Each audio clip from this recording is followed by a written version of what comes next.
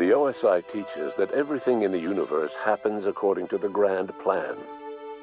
But the stranger that arrived in Halcyon was an unplanned variable.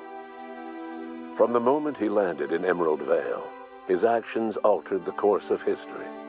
The events on Tartarus brought about the end of the board's authority. But the board's mistakes would haunt the colony for decades to come. The damage they left behind would require the work of a generation to repair. Dr. Phineas Wells began reviving a handful of the Hope's colonists: engineers, scientists, technicians, and intellectuals. They were among the brightest minds the Earth had ever sent out into the stars. The Hope scientists and engineers woke up in a colony descending headlong into total collapse. With no way to return to Earth, they had no choice but to band together and devote themselves to the cause of saving Halcyon. The people of Halcyon were nothing if not hardy. In the absence of the board's authority, many of the colony's settlements banded together with a single purpose in mind: survival. Life was especially hard in the years to come. Some towns dissolved by attrition and starvation, but most of them found a way to carry on. In the years to come, Halcyon was forced to reckon with its newfound freedom.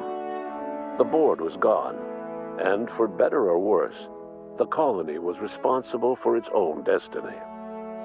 Between MSI's worker-centric policies and the iconoclast's manpower, Sanjar and Zora were able to rally many of the Terra 2 townships to their cause. MSI's workforce swelled, and the iconoclasts enjoyed a significant surge in their ranks. The board was too distracted by infighting and internal politics to stop MSI from becoming a powerful corporation and a refuge for townships that might have fallen through the cracks. Consumed by paranoia, Lilia Hagen took Sublight Salvage in a controversial direction, openly accusing board officials of an extraterrestrial conspiracy. One day, an accident at the Groundbreaker's docking bay silenced her forever. Time would tell if her replacement could keep the Sublight family together. Adelaide McDevitt replaced Reed Thompson as the leader of Edgewater. She and her followers transformed Edgewater in their image. Anyone loyal to Reed was pressured into leaving town, and those who stayed behind adapted to her way of life. Adelaide transformed the old cannery into a new garden.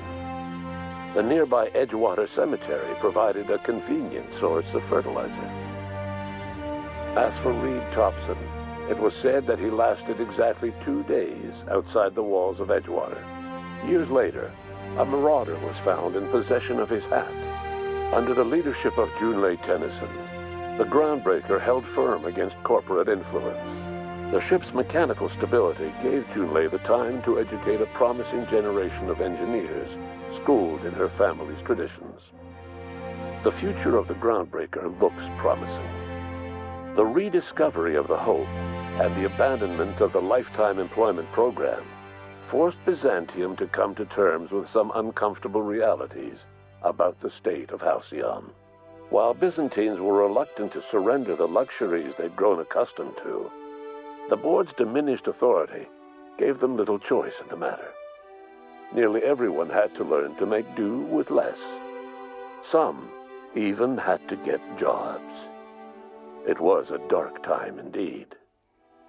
Your influence shifted Ellie's perspective.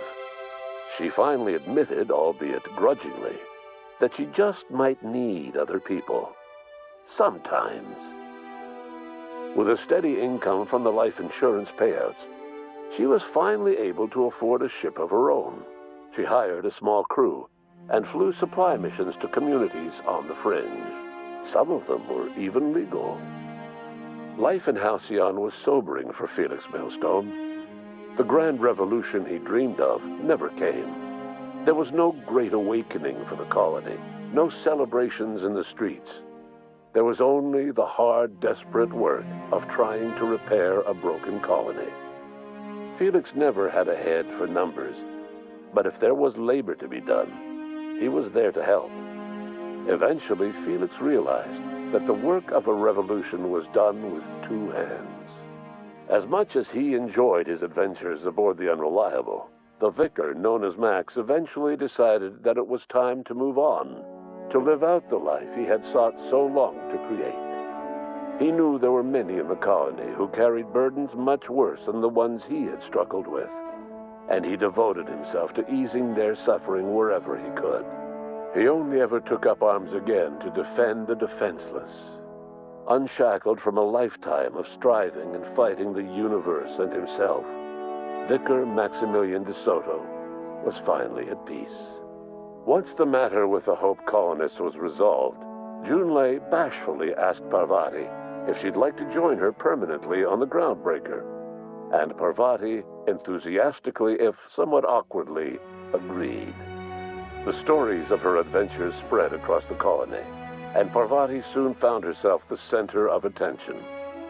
Having served as the engineer of a renowned spacecraft, tramp freighters and wildcat miners sought her out by name, and in no time, she was a fixture in the Groundbreaker's mechanical ecosystem.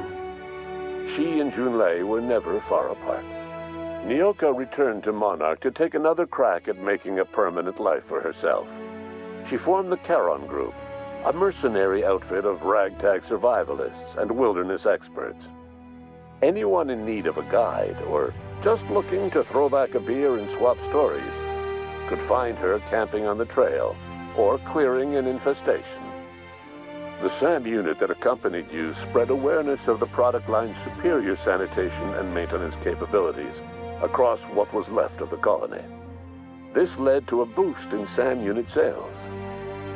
Did you know that SAM units are the longest-lasting, toughest-acting cleaning solution in Halcyon? Minister Clark was released from house arrest, and his contact with you gave him a sense of renewed purpose and vigor. Once it became clear that no help would be coming from Earth, he threw his considerable efforts and talents into helping Halcyon manage the crisis before it. Chairman Rockwell served as the public face for the changes in Halcyon to come. Whenever you needed strings pulled or a voice to sell a policy change, Rockwell was only too happy to oblige. As for Dr. Phineas Wells, he spent his remaining years in his orbital lab. He eventually came to terms with his own past and was able to forgive the mistakes of his younger self by devoting his remaining years to serving the colony. Dr. Wells was able to revive many more scientists and engineers than he first expected, thanks to the additional batch of chemicals you stole from the ministry. Wells never forgot about the human lives that were lost in acquiring these chemicals. In the end, Dr. Wells was able to save every scientist and engineer aboard the Hope. Over the next decade, nearly all of the Hope's remaining colonists were successfully revived. Halcyon saw a period of rapid technological and scientific advancement.